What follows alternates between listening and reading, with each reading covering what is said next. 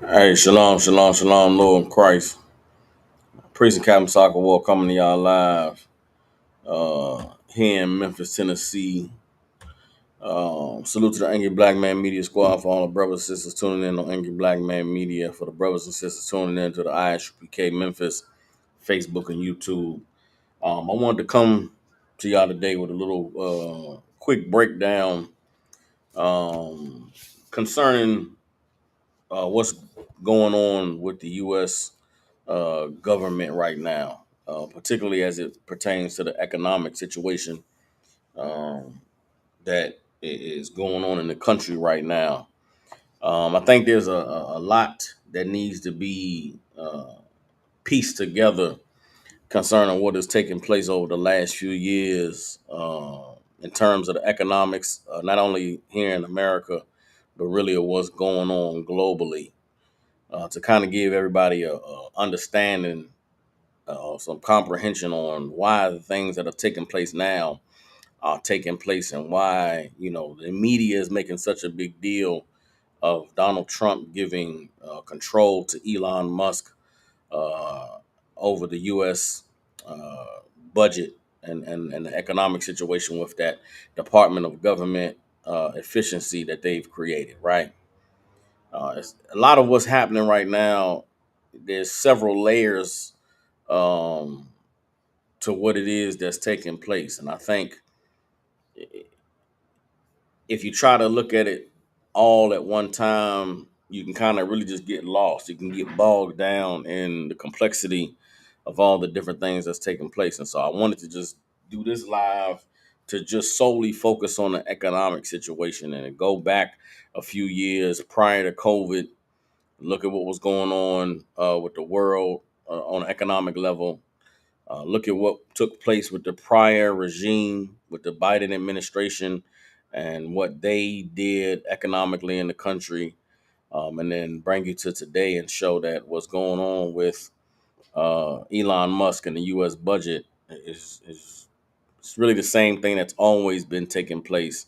Uh, the loud part that isn't being the part that isn't being said out loud is that we are in the midst of a full out economic collapse, not only in America, but really all around the world, right? So, because they can't come out on the news and just say the global economy is collapsing, the US dollar has failed and is no longer has value, they have to do it in a way where people are able to receive it and they're able to digest it. And that's what you see taking place with Donald Trump and DOGE and everything else that's going on. So, it's a little bit different style presentation. Normally, y'all know you come to my lives. I'm teaching class. You know what I'm saying? I still got that scene if I wanted to. I can still go right here and just show y'all I'm sitting here in the school.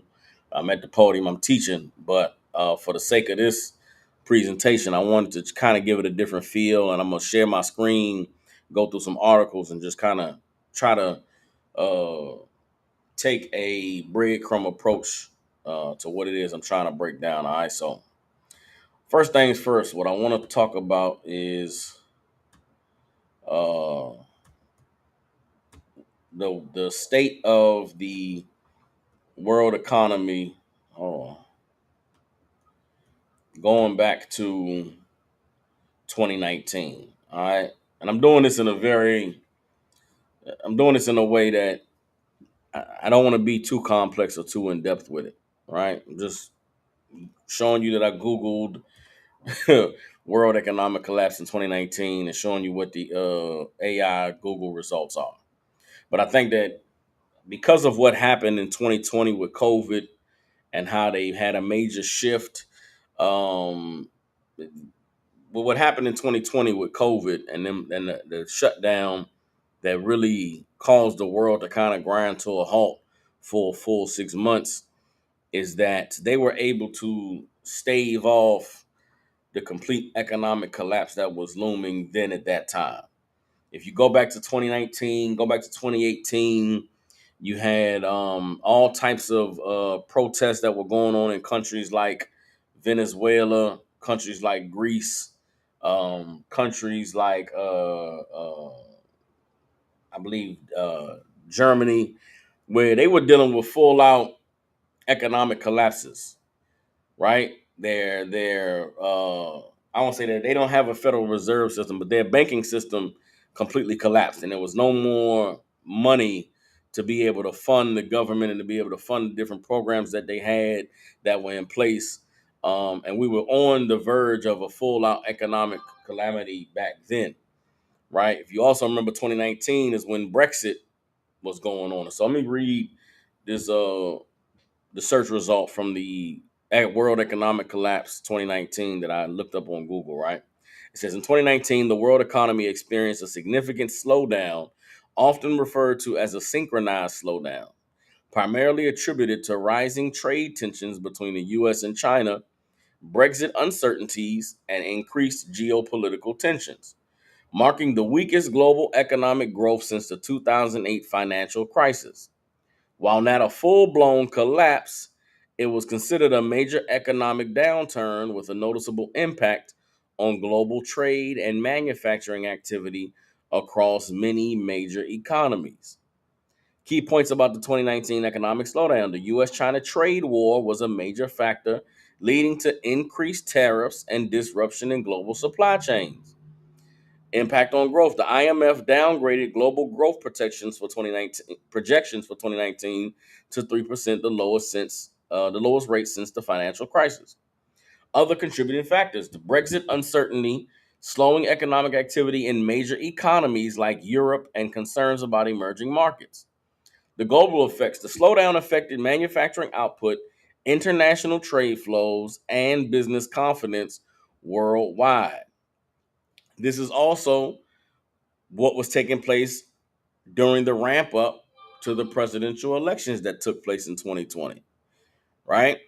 If you go back into this time in 2019, as the world economy was on the verge of collapse, they were talking about another Great Depression. They were talking about the slowdown in trade and the decrease in the value of the American dollar and the ballooning of inflation, and all those things were taking place. Well, what happened that stopped the bottom from falling out of the financial system at that time is what took place in early 2020 with the shutdowns due to the COVID, right? To COVID-19.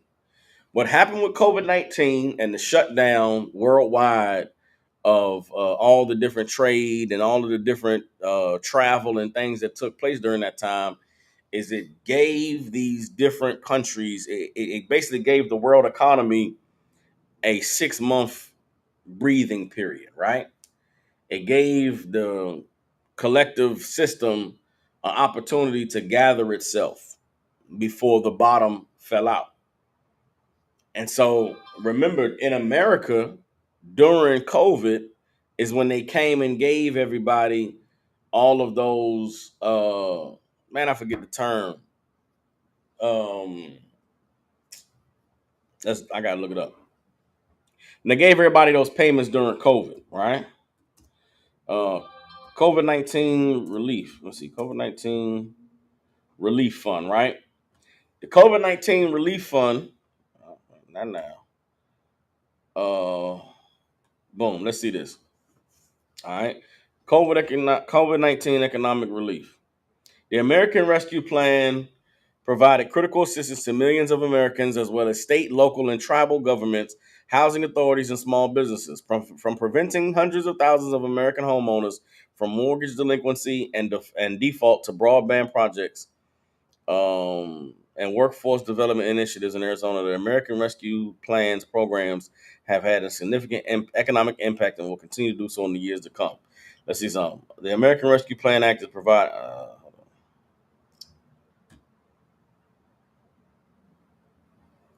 Okay, so during COVID is when, because they shut the government, everything shut down. A lot of businesses were falling, were going belly up. The government decided that they were going to borrow money from the Federal Reserve, and they just started giving folks stipend checks. I can't think of the term that they used in 2020, but that's when everybody was getting all that free money. If you go back to 2020, during that time during COVID, when everybody was getting all that money from the government, it was for some people, it was the greatest uh, uh, increase in wealth that they experienced in many, many years. I go back to 2020. I remember everybody had bread. Everybody had money because they was just giving it out. But then shortly after the end of 2020, going into 2021, when the country started opening, things started opening back up, stimulus checks, the water sis, them stimulus checks that they was giving everybody during COVID was them trying to stimulate. It was them trying to keep the economy going. If if COVID had never shut the government down and those stimulus checks had never come out, nobody would have had any money to spend or buy anything. So all of those businesses that we lost during the COVID shutdown, right? All the trade that had been halted, and I remember there was cargo shipments being held back at the borders and held back at customs. If it wasn't for COVID and the shutdown, and it wasn't for those stimulus checks that generated money moving in the economy, the bottom of the world economy would have fell out then, because people would not have had any money. Because right here, from what we just read, in 2019, the world economy experienced a significant slowdown, and they referred it to as a synchronized slowdown, primarily attributed to rising trade tensions between the U.S. and China. Everything that was going on at that time was symbolizing a global economic collapse.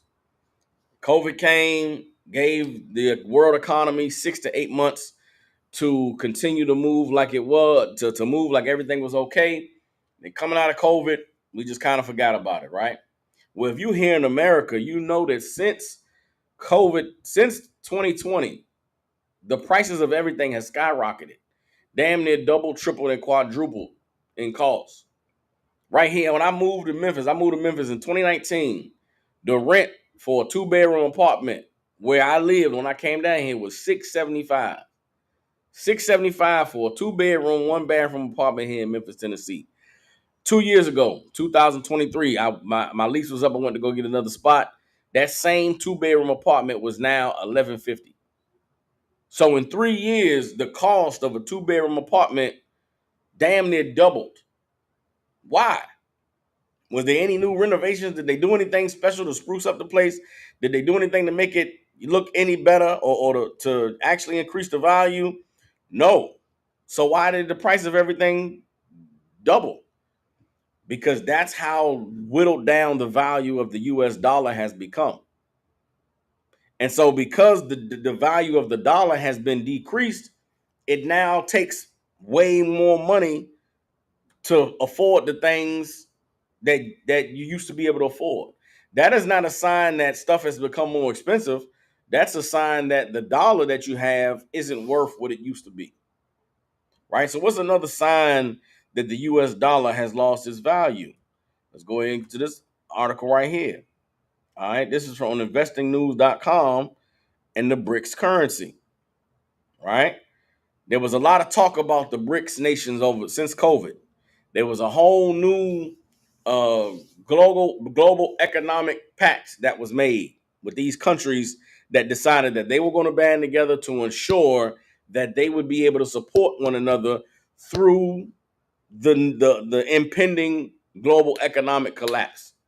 So these countries right here, Brazil, Russia, India, China, and South Africa, came together and said that no matter what happens, we're going to keep good trade relations with one another. We're going to support one another. We're going to invest in each other. We're going to make sure that while the global economy collapses, we're going to be able to keep each other afloat. That's what BRICS was all about. And over the last 2 or 3 years, these 5 nations have added more and more countries to their economic pact.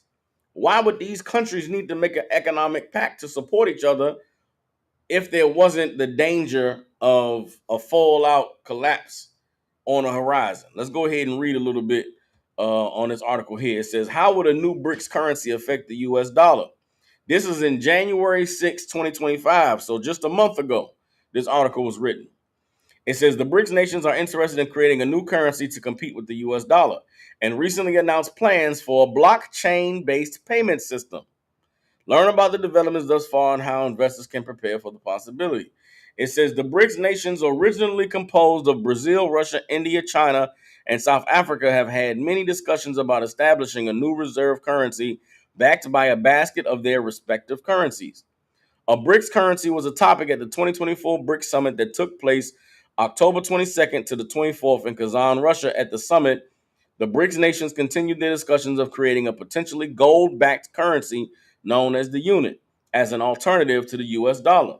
The potential BRICS currency would allow these nations to assert their economic independence while competing for the existing international financial system.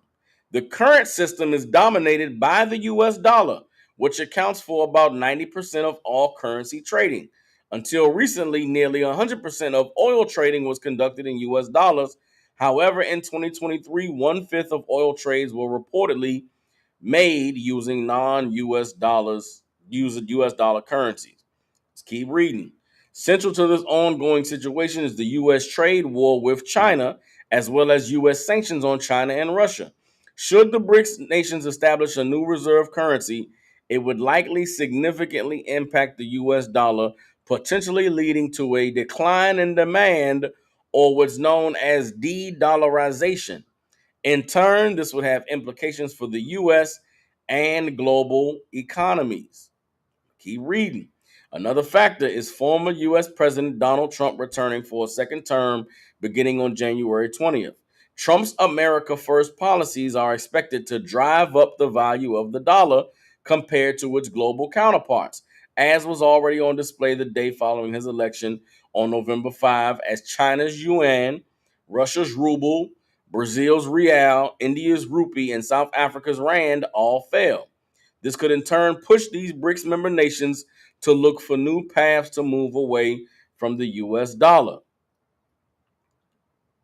At the 2024 BRICS summit, Russian President Vladimir Putin appeared on stage holding what appeared as a prototype of a possible BRICS banknote. However, he seemed to back away from previous aggressive calls for de-dollarization, stating the goal of the BRICS member nations is not to move away from the US dollar-dominated SWIFT platform, but rather to deter the weaponization of the US dollar by developing alternative systems for using local currencies and financial transactions between BRICS countries and with trading partners. Right? So everything I just read is laying out to you that this is the cause of all the aggression between America and these other countries. There's a trade war that's going on in the midst of the de-dollarization of the US currency, which is causing the prices of everything in America to rise. What they can't say out loud is that the US dollar has collapsed, that the US dollar has lost its value. What Donald Trump is doing coming into as being president, this is a business cat. This is a man that knows how to finesse the system and get money. If they came out and said the US dollar has collapsed, that's why your purchasing power has decreased. These companies in America are not going to be able to they're not making as much money as they have been, which is why they're not paying people as much as the money you're being paid is not worth as much as it used to be, because any distrust or any fear that they put out into the system could cause for everybody to pull their money out, and then you have bank runs like what happened in 2008, and there's another depression. They're trying to find a roundabout way to deal with this issue when really there is no solution to the problem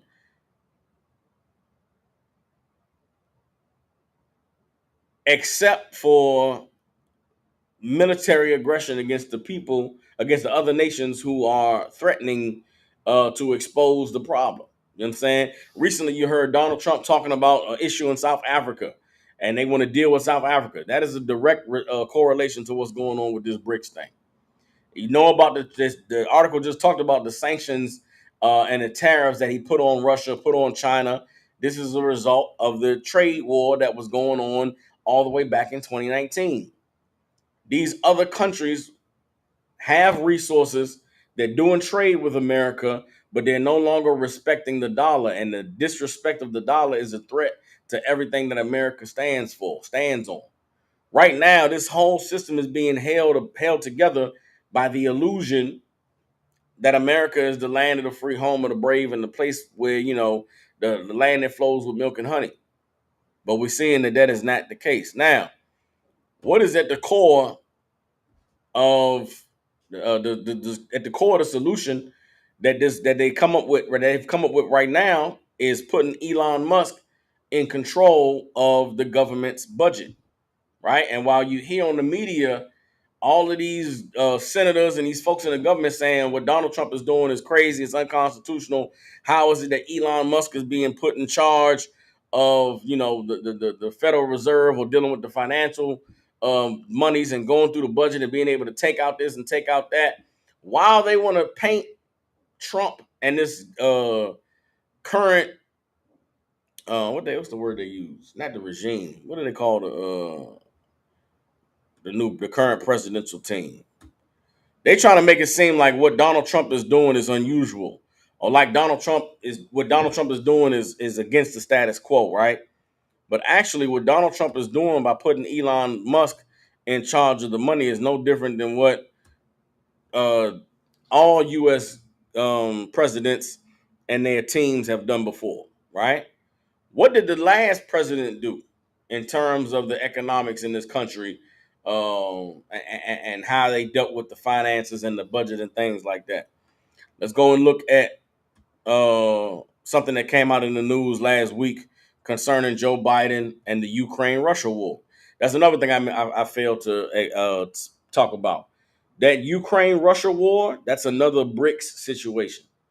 You understand? Because of the trade war between the U.S. and Russia, Russia is looking to expand its territory, to increase its acquire more natural resources, to put itself in a better position to be able to dictate to America and the global markets what goods and services they're able to provide. Right? Joe Biden and his team felt it was, and they knew it was necessary to hold Russia back, because if Russia was able to take over Ukraine, then that opened up all of Western Europe to Russia to be able to reclaim those natural resources and really reamass all of the wealth and the power that they had when they were the USSR.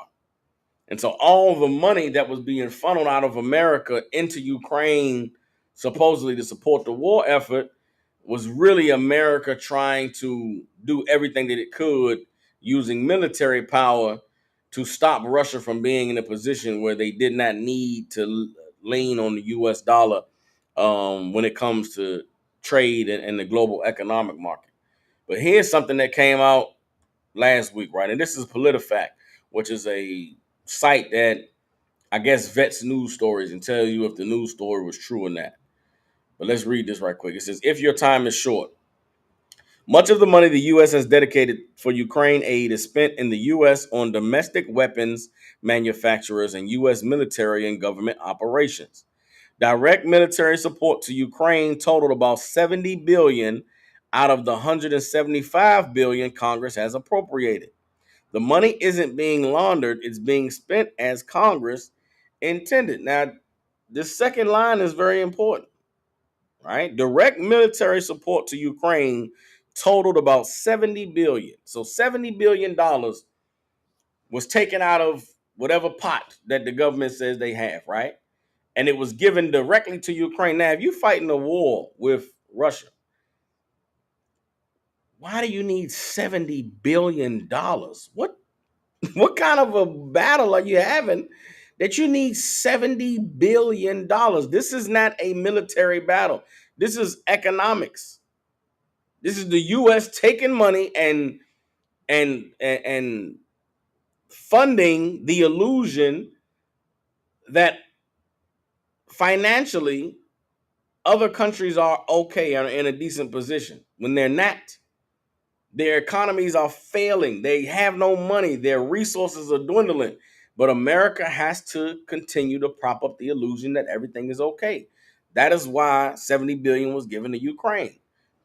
175 No, 105 billion of the rest of the money was put into military, the ramping up of the military. The U.S. military. They didn't ramp up the Ukrainian military. They ramped up the U.S. military in gun manufacturing, weapons manufacturing, and U.S. military and government operations. How is what the Biden administration and Congress did, taking $175 billion out to support the war in Ukraine, any different than what Elon Musk is what they're saying Elon Musk is potentially doing by going into the government and cutting spending? Either on both sides, somebody is going into the pot of money that the country has and redistributing it. I'm gonna break it down a little bit further as I get into the story concerning what happened with the Ukraine aid and all the money that was spent in the last couple years of the Biden administration. Administration, that was the damn word that I was missing. Ukrainian president, I'm reading the article now. Ukrainian President Volodymyr Zelensky said his country's military has received only a portion of the more than 175 billion in U.S. aid earmarked for Ukraine's war against Russia. Now, critics of the U.S. of that U.S. support are floating an unsupported claim that the funding has been misused through corruption or money laundering. Right now, the article is saying there's an unsupported claim that the rest of the money was laundered. But how do we know it wasn't laundered? The government, the Congress took out 175 billion. Ukraine is saying, bro, we only got 70 billion. Where's the other 105 at? You would tell me the government took 105 billion dollars and they didn't just blow Russia off the face of the earth? They took 105 billion and Ukraine, they everything ain't just back to normal. How much money does Russia have? If the American government took 175 billion to fight a war, how many billions is Russia spending? I'm gonna keep reading. Zelensky just threw the whole Ukraine money laundering operation under the bus by stating he's received less than half of the over 175 billion in aid sent by the United States, one Facebook post said. Elon Musk, the billionaire ex-owner and Tesla and SpaceX CEO, reshared a similar claim, which received more than 25 million views.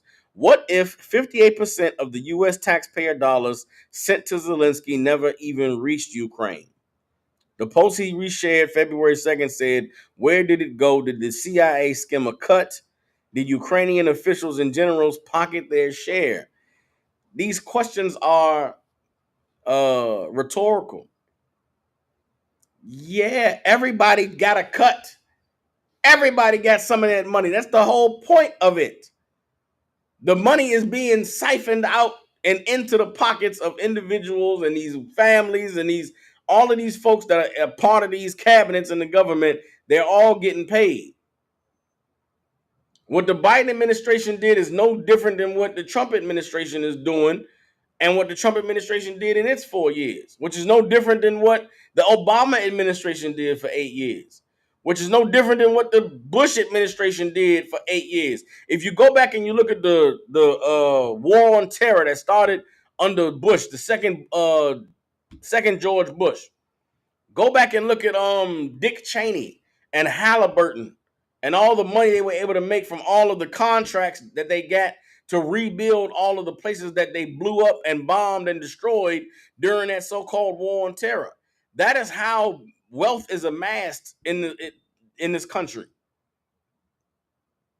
It's amassed through propaganda and fear mongering and killing and unaliving and destroying other people's civilizations and lands, and then pocketing all the money for yourself. That money don't get recycled back to the country.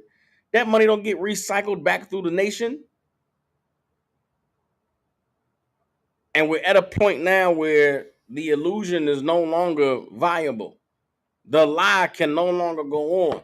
It's reached a point where there is no more siphoning to be done. There is no more stealing to be done. The pot that everybody was taken from is empty now.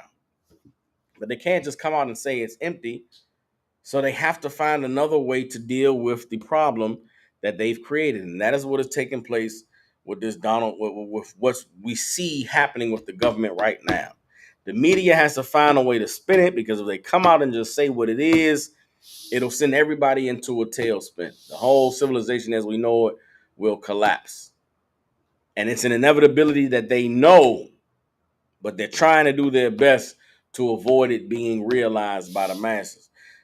Now, how do I know that there's something to be read in between the lines of what this article is saying? Even though PolitiFact is saying it's speculation, they're saying it, but nobody really knows if it's true.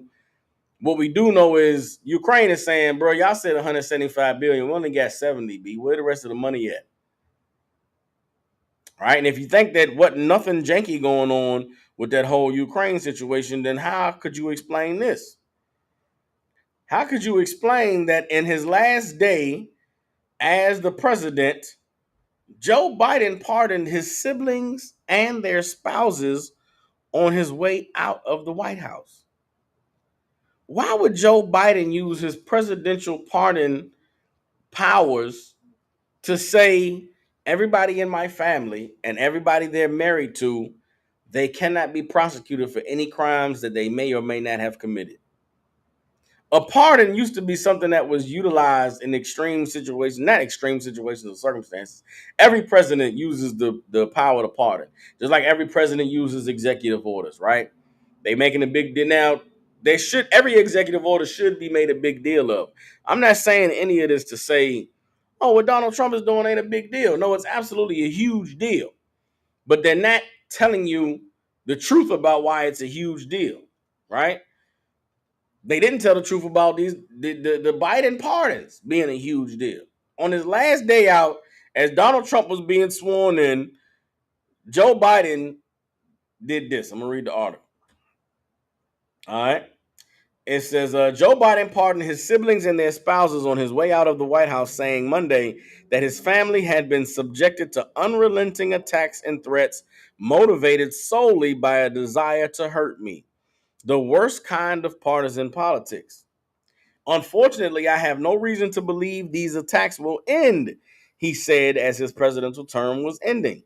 The family pardons were the surprise finale in a series of unprecedented presidential actions by the Democrat, who has been known as an intuitionalist during his half century in politics.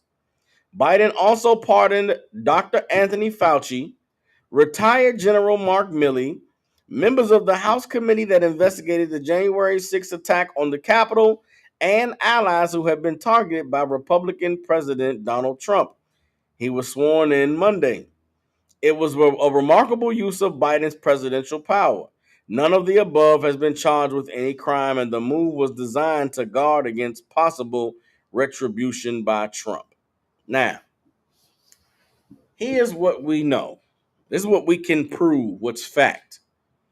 Everybody who was arrested during the January 6th attacks committed crimes. All of them were criminals, and they should have been prosecuted, should have been thrown in jail, should have been locked away because they committed treason, right? Donald Trump used his pardon powers to get all of them free once he came back in office. You don't need it now. As much as they want to make it seem as though what happened January 6th and those people being locked up was a witch hunt and it was government corruption. Nah, that was the government doing what it's supposed to do. Them cats was criminals. They deserve to go to jail. What charges could Donald Trump have pulled against Biden and his family to get them thrown in jail if they weren't criminals? Like, in order to be convicted in order to go to jail, you got to have done a crime, right? That just on the way the system's supposed to work. And particularly here in America. I mean, you're dealing with big business. You're dealing with families like the Bidens and the Trumps and these rich families. You don't just go to jail for no reason. Going to jail ain't a small thing for these rich families. For Joe Biden to feel like I got to pardon my family and all their spouses so nobody goes to jail, bro, they were doing super crime. I mean, crimes that aren't even imaginable. And Biden didn't even want the unimaginable to be imagined. So he just said, you know what? You can't come after me or my family. Where that $105 billion that was supposed to go to Ukraine disappeared to? Oh, it went to the Biden family and they spouses and they cousins and they aunties and they uncles.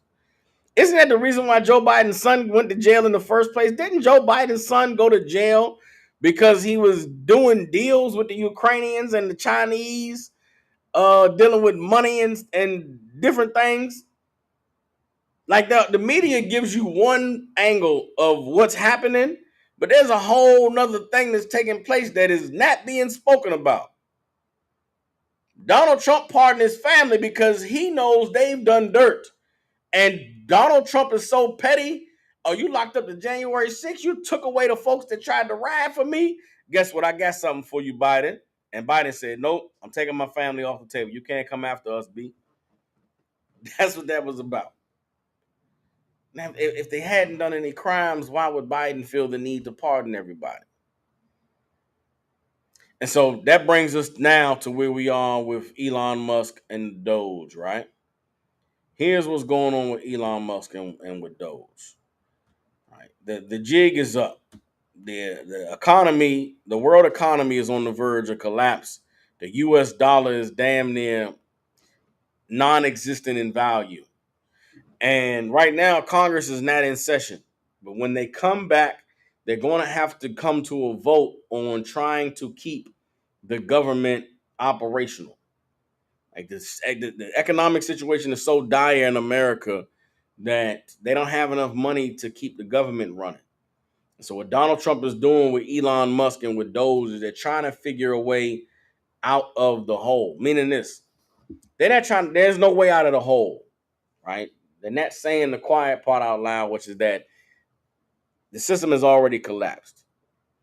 They're trying to find a way to transition, and they're using Elon Musk, who they portrayed him to be some super intelligent big business tycoon, when really he's just a puppet. He's just a cat. He's a figurehead. He's not really intelligent. He's not really the one making any decisions, but they're able to use him as a, figurehead for what's really going on behind the scenes. What's going on behind the scenes is all of the major banks is they're cashing in on what they're owed, and now the all of the programs and the various monies that used to be available for this and for that because of how much wealth America had in the government, those programs have to go away. All that stuff has to decrease. The aid to this place and to that place is no more money. The money is gone now. We can't afford to even pretend like we're able to do these things anymore. And so they create DOGE, which is the Department of Government Efficiency, put Elon Musk in the front of it. And now, as everything starts to fall out economically, they're going to blame it on Trump. They're going to blame it on DOGE. They're going to say all these presidential executive orders is the reason why the economy is going the way it is, and they're going to rile the people up to try and protest and fight. They're trying to create an enemy for everybody to be mad at, so that they're not mad at the system failing and and everybody having to realize that we've been lied to for the last 150 years about the American financial system. To make it look better on a global stage, that they're using all of this. It's a propaganda tool, because they can't just come out and say, yo, this shit is over, the jig is up, Babylon has fallen. They got to create a situation and a circumstance for people to be able to point the finger and to be mad at someone. But I'm gonna go ahead and read the article. All right, it says U.S. government spending items have always been searchable. Why this time is different? Reforming federal spending remains a perennial topic in Washington, and a galaxy of agencies seek to trim the government's annual $7 trillion budget. Right? It says it took more than 8 years for former Clinton administration advisor Elaine Kamarck to cut approximately 426,000 jobs, 16,000 pages, and 136 billion in 1990s dollars from the federal government. So Kmark, who ran the first phase of President Bill Clinton's reforming government effort understands the impulse to scrutinize the extent of Washington's spending excess and that it can be addressed. What is this saying? The same thing that they're doing with DOGE now, Clinton did back in the 90s with Rego. So what Donald Trump is doing is not new. This ain't something that's new. This is stuff that's been tried to be done before. What was the economy of America like in the 90s? The 90s was crack. 90s was, there wasn't no jobs. They wasn't paying no money. Everybody was hustling because they had to hustle. Because they was coming off they was just coming off of Reaganomics. And everybody knows how poor the country was during that time. If you don't know, go ask your mama, go ask your grandparents what jobs was available and what money was they paying and how good was folks living in the 80s and the 90s. So the economy was in the same place for that, for the standards of that time, and Bill Clinton was doing the same thing. Let's keep reading. Yet Kmark, now a senior fellow at the Brookings Institution, told NBC News that while the slash and burn approach currently being taken by Elon Musk's Department of Government Efficiency can work in Silicon Valley, it can cost actual lives when used to implement changes in government outlays. If you apply that same slash and burn to air traffic control or slash and burn to CDC investigating food poisonings, guess what? People die, Kmark said. It's a big effing deal. It's a completely different level of risk. Over the past week or so, Musk and his DOGE team have ignited a firestorm by highlighting, sometimes in false, misleading, or erroneous ways, government spending that may have come as a surprise to the American public. Reforming federal spending remains a perennial topic of Washington discourse, and the galaxy of agencies, think tanks, and NGOs are dedicated to rooting out perceived bureaucratic excesses in the government's $7 trillion annual budget. Notably, the information DOGE has surfaced was already available to the public. For more than a decade, a digital tool, USAspending.gov, has been accessible to anyone who wants to learn in surprisingly granular detail most of what the U.S. government was spending money on and in what amounts. Yet the political environment is such that the now feels emboldened to push through radical changes, arguing that the ends justifies the means. Although it is a humorous name, ironically, I think DOGE will have a very serious and significant impact on government waste and fraud and abuse, which is really astonishing, Musk said in a recent Audible only event on Access social platform. What is the government waste and fraud and abuse that Elon Musk is talking about? Could it be $175 in aid going to Ukraine, but only $70 billion getting to the Ukrainians? That's the fraud. That's the waste. That's the abuse. Everybody understands. In addition to showing federal agencies payments for news sites subscriptions, information that DOGE has caused to go viral with deceptive context, the USAspending.gov site shows the largest individual government expenditures over the past 12 months. These include approximately $50 billion to healthcare group Humana, which helps run the military's TRICARE health program. Roughly $50 billion to Lockheed Martin, about $38 billion to a group that manages Oak Ridge National Laboratory, approximately $36 billion to the Lawrence Livermore National Laboratory, and the group that manages Los Alamos National Laboratory. The laboratories alone focus much of their research on energy and national security solutions. Few would call the necessity of these programs into question. Indeed, Musk and DOGE have set their initial sights instead on USAID, a relatively obscure agency that provides critical funding for programs abroad and whose budget accounts for approximately 1% of all government expenditures. As Musk brings to light examples of spending at USAID that may not have relevance to most Americans' daily lives, the effort so far seems to belie his goal of finding trillions of dollars in federal savings, though he has indicated the DOGE mission is only just getting started. I'm gonna kill it on that, right? So they've chosen to focus on the USAID aspect of the money being cut in this government spending, but they're just here's what you got to understand about this money that they're about to cut out of all the government spending. They are about to stop sending money to help the countries that are fighting against America economically. That is what okay. Our oppressor is the devil that the Bible speaks of, right? He's an absolutely racist, disgusting, unaliving, intentional people, right? But they're going to do what they have to do to protect themselves first. And protecting themselves first is doing what's necessary to keep the illusion alive. What happens anytime money is an issue with our oppressor? They start a war. They find a ways to go and fight and go and battle because war is good for business. So cutting off the aid to foreign governments and foreign countries creates more foreign enemies. And the hopes is that those enemies will strike so that America can now go to war. What's taking place with all of the deportations of our brothers and sisters in the Latino community, sending them back to Mexico, sending them to Venezuela, sending them to this country and that country. What America is doing is creating the conditions for these other nations to want to fight. What's going on with the tariffs on Mexico, tariffs on Canada? It's the U.S. government saying, if y'all are going to try and back away from us, if you're not going to stand with us in the dwindling days of our empire, if you're going to turn your back on us right now, then we are going to speed up the collapse. Putting tariffs on these other countries so that they got to spend more money in order to move their resources around and to do trade, it can cripple them. If you go look at then there's two different responses to the threat that Trump is making with these tariffs, right?